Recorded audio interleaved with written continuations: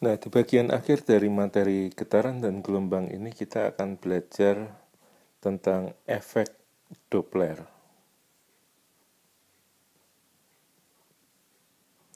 Tentu kita semua pernah berdiri di tepi jalan lalu melihat bagaimana kendaraan berlalu lalang melewati kita.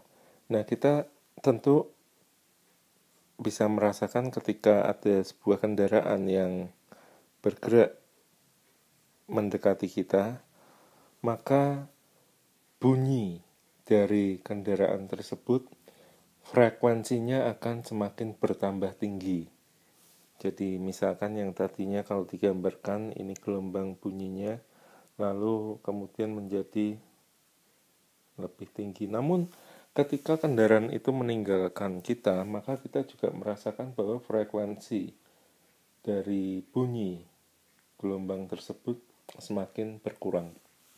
Nah, ini yang pertama dipelajari oleh Doppler, di mana ia kemudian secara matematika mencoba merumuskan bagaimanakah frekuensi yang kita dengar berhubungan dengan frekuensi dari sumber bunyi tersebut. Jadi secara umum dapat kita tuliskan bahwa frekuensi yang kita dengar atau ditulis sebagai frekuensi pendengar berbanding dengan frekuensi sumber bunyi sama dengan perbandingan dari delta V pendengar per delta V dari sumber.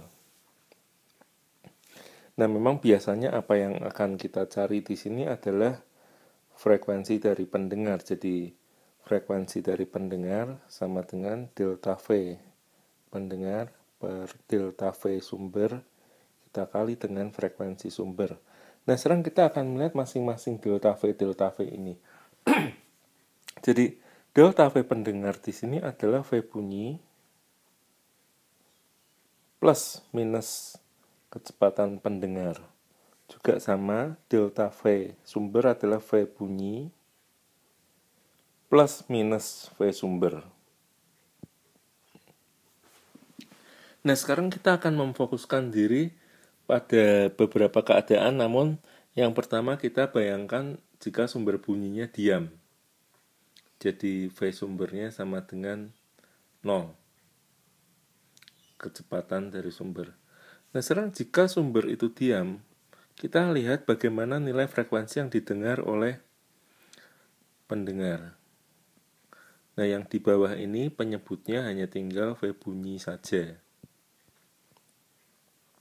Sekarang kalau misalkan si pendengar ini mendekati sumber, ini sumbernya, maka kita dapat memprediksi atau memikirkan bahwa frekuensi yang didengar oleh dia, Fp ini akan lebih tinggi atau naik daripada frekuensi sumber. Jadi di sini harus kita jumlah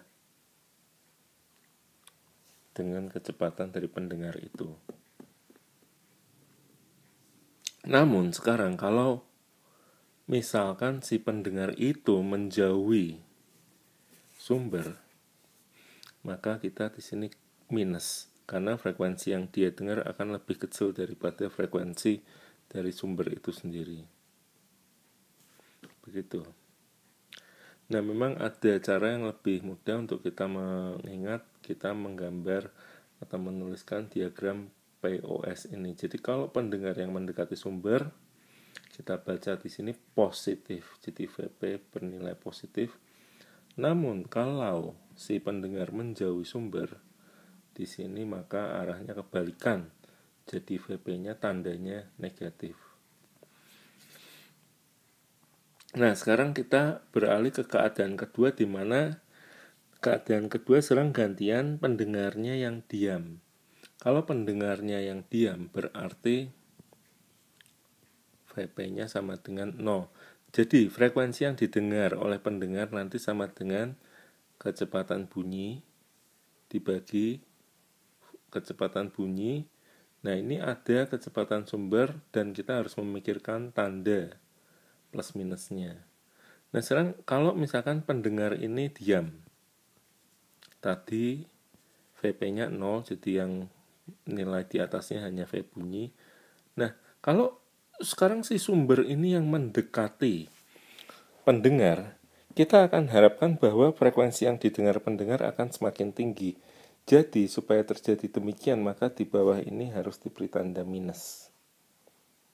Supaya nilai penyebut di sini bertambah kecil, sehingga hasil perhitungan ini, frekuensi yang didengar pendengar akan makin besar. Namun, kalau sekarang si sumber menjauhi pendengar, nah maka frekuensi yang didengar pendengar ini akan lebih kecil, maka tanda di sini kita gunakan plus. Nah ini juga kita bisa menggunakan satu ilustrasi yang sama, ada huruf P, O, dan S. Kalau si sumber menjauhi pendengar, kita baca positif, jadi VS-nya bertanda positif. Namun, jadi ini positif. Kalau misalkan si sumbernya yang mendekati pendengar, maka kebalikannya. Tanda untuk VS di sini adalah negatif. Nah, kita bisa menggabungkan kedua keadaan tadi, jadi kedua-duanya bisa bergerak satu sama lain. Nah, misalkan di sini kita punya suatu contoh, ada seorang pendengar menaiki sepeda motor, terus ini ada mobil yang memiliki sirine. Nah, frekuensi sirine itu misalkan 500 Hz. Lalu mereka bergerak saling mendekat, di mana si pendengar ini kecepatannya 20 meter per detik, si ambulans mobil ini 40 meter per detik. Lalu kecepatan rambat bunyi di sini misalnya 340 meter per detik. Maka berapakah frekuensi yang didengar oleh pendengar? Nah, kita akan hitung pertama 340. Di sini kalau kita lihat, pendengar mendekat ke sumber berarti plus 20. Lalu yang di bagian bawah di sini sumber mendekat ke pendengar. Jadi untuk sumber kebalikannya di sini minus 40. Kita kali dengan 500 Hz. Nah, tentu perubahan frekuensi ini menjadi sangat menarik sebab fenomena ini juga yang nantinya mengindikasikan kepada kita bahwa sebenarnya alam semesta kita ini juga mengalami suatu ekspansi atau pengembangan. Jadi efek Doppler ini rupanya tidak hanya terjadi pada bunyi saja, namun juga terjadi pada cahaya. Di mana ketika seorang ilmuwan, yakni Hubble, mengamati galaksi-galaksi yang ada di alam semesta kita, mereka bergerak ternyata saling menjauh satu sama yang lain. Nah, ini didapat dari suatu efek Doppler, pergeseran frekuensi cahaya. Tentunya bagian ini di luar pembahasan kita di materi getaran dan gelombang, namun apa yang ditemukan oleh Hubble ini merupakan suatu penemuan salah satu yang terbesar pada abad yang lalu, yang juga salah satunya yang membuat Einstein bingung sehingga harus memikirkan kembali mengenai teori relativitas umumnya Einstein. Tentu ini adalah suatu cerita yang sangat menarik dalam bidang fisika, di mana kita mendapati bahwa ternyata alam semesta ini tidaklah tetap, namun juga bergerak. Nah, di materi yang selanjutnya kita akan belajar lebih mendalam mengenai cahaya, yakni mengenai optik. Kita akan belajar beberapa sifat dari cahaya.